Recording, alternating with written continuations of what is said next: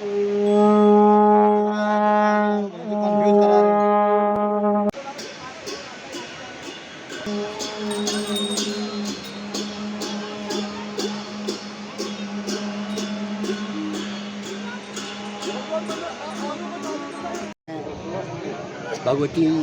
मंदिर प्रांगण में इस समय जो है जितने भी हमारे भक्तजन यहाँ पर पहुँचे हैं उनके साथ खड़ा हूँ। यहाँ पर सैकड़ों की संख्या में यहाँ पर हमारे भक्तजन पहुँचे हुए हैं। ये माता भगवती का यहाँ पर ज्योतिर्लिंग के रूप में जो है उनका यहाँ पर विराजमान है। वो आज से 500 साल पहले जब लीकी गांव का अस्तित्व शुरू हुआ था तो यहाँ पर एक धारानगर के राजस्थान धारानगर के पंवार जाति के एक ठाकुर जो यहाँ पर पहुँचे थे और वो इस गांव में जब वो पहुँचे तो यहाँ पर केवल 60 या 70 परिवारों का एक गांव था। तो यहाँ पर जो है उस समय नरभक्षी राक्षस का जो है बड़ा आतंक था। वो जो है प्रत्येक दिन जो है यहाँ पर जो है नरभक्षी राक्षस जो है परिवारों के एक एक व्यक्ति को का भक्षण करके पूरे गांव को ख़त्म कर रहा था। तो उसी बीच लास्ट जब यहाँ पर एक बुढ़िया और उसकी छोटी सी लड़की बची हुई थी तो उसी दिन धारानगर का जो राजवंशी पंवार तो उस पंवार वंश के व्यक्ति ने जो है उस राक्षस का यहाँ पर जो है वध किया था नरभक्षी।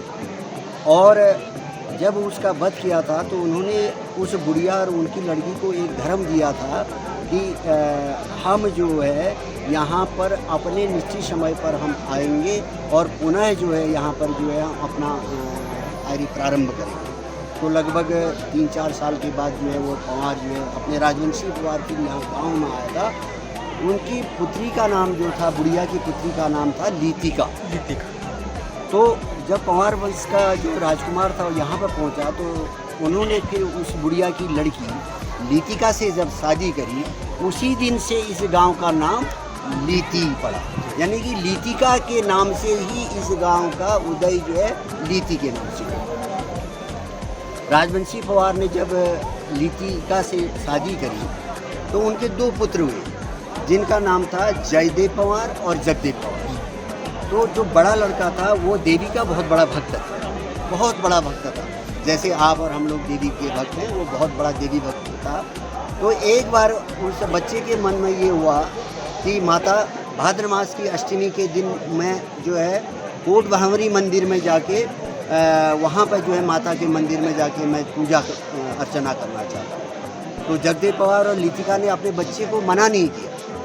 तो वो बच्चा जो है सप्तमी भाद्र मास की सप्तमी के दिन जो है लीती गांव से कहाँ को निकला, कोट भ्रामरी मंदिर को निकला। तो सप्तमी के दिन जब वहाँ पर पहुँचा तो वहाँ पर भव्य पूजा का आयोजन हो रहा था। सातों खाम जो है कोट भ्रामरी मंदिर में जो है अपनी अपनी पूजाएं कर रहे थे, लोग मेला कर रहे थे। कोई क्योंकि वो कुमाऊं और गढ़वाल की संस्कृति का एक परिचायक है कोट भ्रामरी मंदिर। रात को वो बच्चा जो था अपना निजात पाने के लिए वहाँ के राजाओं ऋषियों और उन्होंने जो है एक यज्ञ किया और माता से ये कहा कि हमें जो है इस राक्षस का वध करने के लिए आपका जो है यहाँ पर जन्म होना आवश्यक है। लेकिन उस राक्षस को एक वरदान था, न वो स्त्री से मर सकता था, न पुरुष से मर सकता था, न किसी हथियार से मर सकता था। तो इसलिए माता ने उनकी ऋषि मुनियों और राजाओं और महाराजाओं के योग से उन्होंने वहाँ पर भ्रमर के रूप में जन्म लिया और असंख्य भ्रमरों ने जब उस दैत्य को काटा तब उसकी मृत्यु हुई। ये कोट भ्रामरी मंदिर का एक बहुत बड़ा पौराणिक सत्य है। जगदेव पंवार सुबह जो है अपना जो भी चढ़ावा ले गया था चढ़ा रहा था सब। उसी समय जो है आकाशवाणी हुई, देवी माँ ने आकाशवाणी की कि इस मंदिर में कोई ऐसा भक्त है जो अपना सर काटने के बाद जो है मुझे दान दे। आकाशवाणी हुई तो सारे लोग जब इस आकाशवाणी को सुने सब डर गए। सब लोग सोचने लगे यार ये तो बहुत भयंकर चीज़ है, कौन अपना प्राण दे देगा।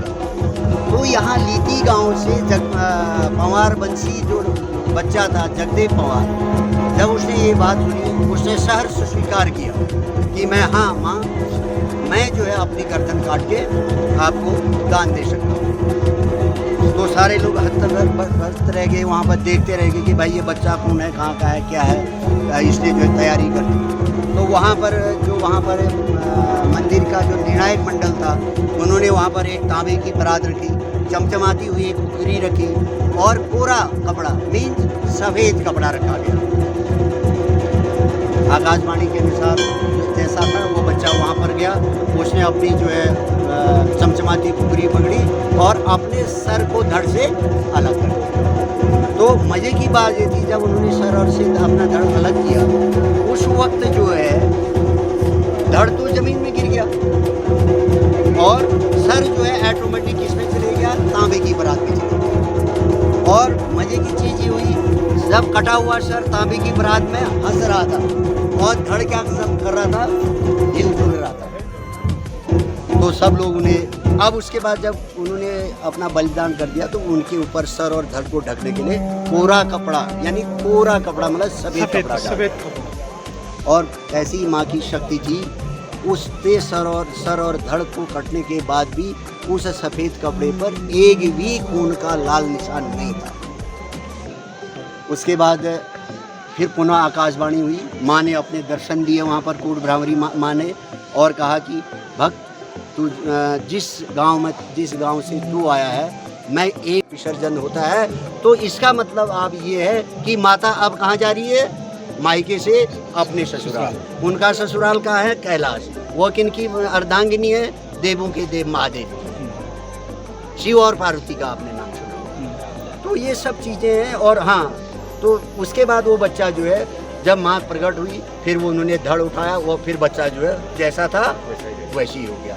और तब माँ ने उनको आशीर्वाद दिया था, बेटा तू जहाँ से भी आया है, मैं एक न एक दिन जो है तेरे गांव में है जो है शक्ति स्वरूपा के रूप में मैं वहाँ पर पहुँचूँगी। तो कालांतर में यहाँ पर जो है इसी जगह पर, इसी मंदिर में माँ ने